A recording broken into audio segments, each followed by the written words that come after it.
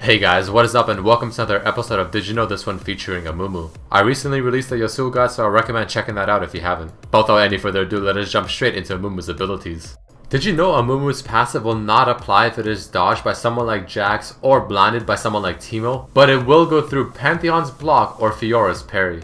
Even though Spell Shield will block the damage from Amumu's Q, the bandage, he will still fly to his target. Keep this in mind in your next game.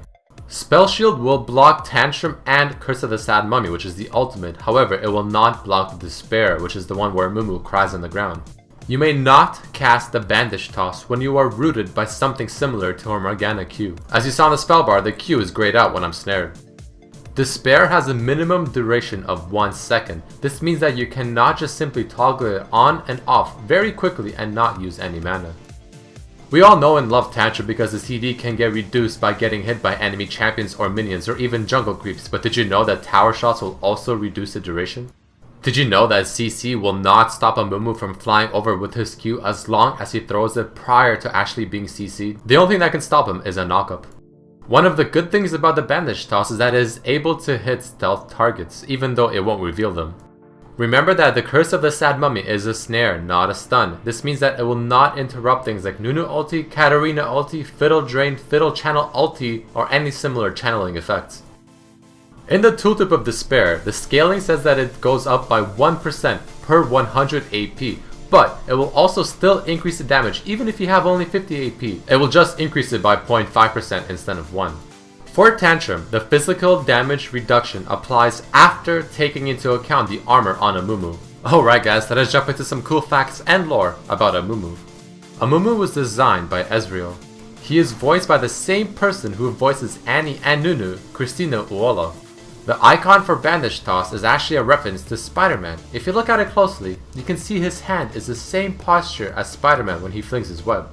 During the famous Ionia vs Noxus match, did you know that Amumu was selected to represent Ionia? During the Mac launch video, you can see Amumu on a caution sign.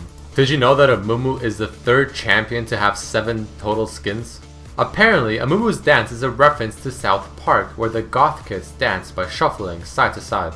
His name is a pun on Amumu, probably made up by Mr. Puns of Damage himself, Freak.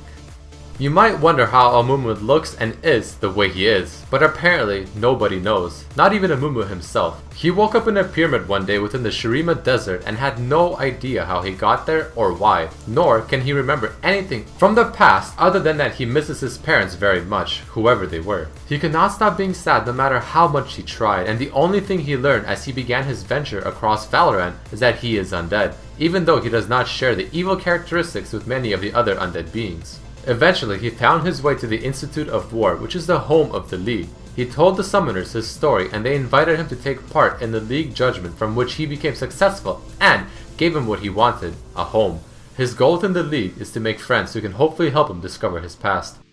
In his classic skin, it seems like Amumu is making images of his parents who look human, since he had no idea how they look like and he just assumes that they are human. His Amumu skin in the background, you can see posters referencing to many bands. Deathcap for Corky for Deathcap for Cutie, Cho'Gath Eat World for Jimmy Eat World, and Evanescence for Evanescence. The sad face poster is a parody of Nirvana's symbol, which is a happy face. In the Chinese equivalent of the skin, you can see a ghost of Tristana and Poppy playing the bass and drums respectively. Vancouver Amumu references to the 2010 Vancouver Winter Olympics. Almost Prom King Amumu shares a skin theme with, of course, Prom Queen Annie. Little Knight Amumu skin references to the Sword in the Stone legend of King Arthur, but instead you can see Amumu breaks his sword instead of pulling it out as told in the legend.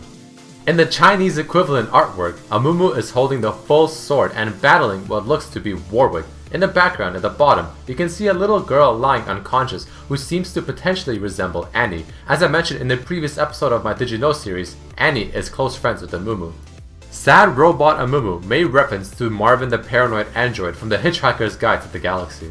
Alright guys, that unfortunately does mark the end of this episode of Did You Know featuring Amumu. If you enjoyed this episode, please don't forget to throw in a like down below and also check out the previous episodes of this series. I also want to do a quick shout out to my friend Pokito, who is starting up a LOL YouTube channel as well. The description down below does contain a link to his channel. I recommend checking it out. Also, if you want to have some sweet computer deals, he's the one you want to go to. But as always, I hope you guys enjoyed this episode and I hope to see you next time.